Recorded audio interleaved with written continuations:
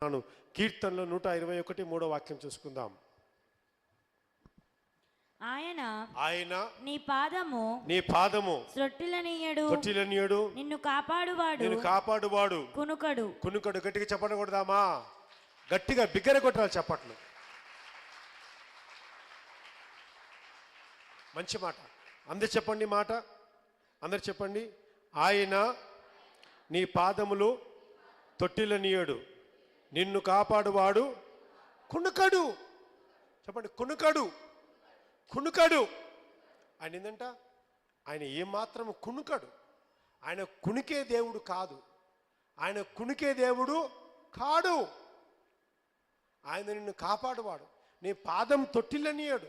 నీ పాదం కూడా ఏమాత్రం తొట్టిల్లదంట.